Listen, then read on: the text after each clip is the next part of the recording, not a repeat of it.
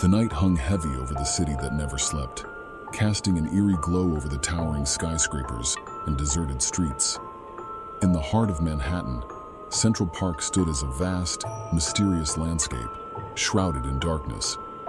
On this particular night, a chilling wind whispered through the trees, carrying with it an unsettling feeling that something was amiss.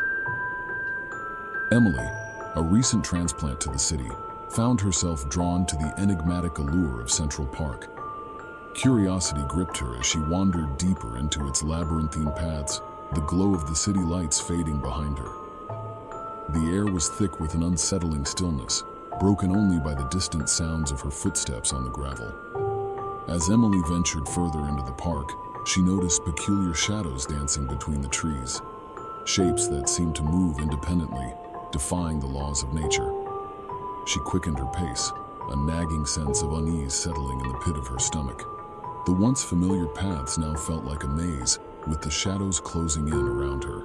With each step, the temperature dropped, and the wind carried faint whispers that sent shivers down her spine. Emily's eyes darted nervously from side to side as the shadows seemed to take on a life of their own.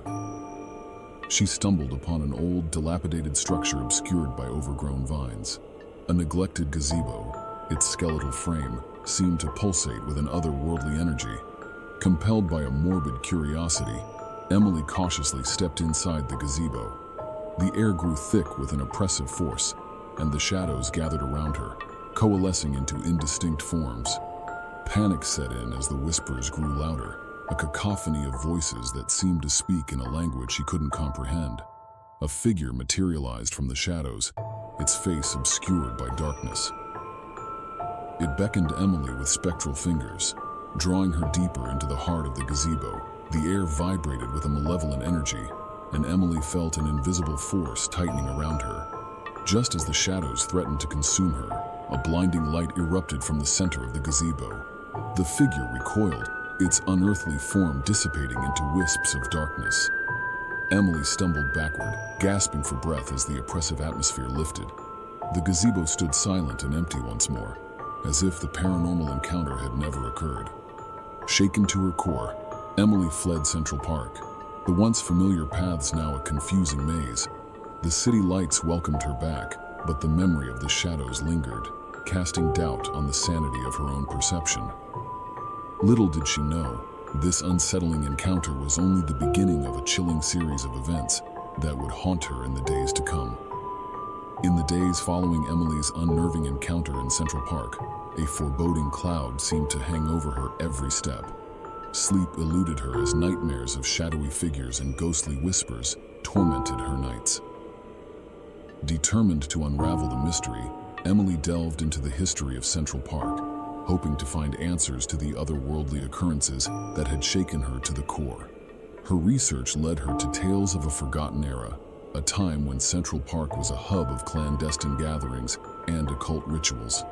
As she delved deeper, Emily stumbled upon an old newspaper article detailing a tragic event that had taken place in the very gazebo where she had faced the shadows. Decades ago, a group of musicians had gathered in the gazebo to perform a forbidden symphony, a composition said to open a gateway to the supernatural. Legend had it that the music had summoned malevolent entities, trapping the musicians in a nightmarish limbo between the living and the dead.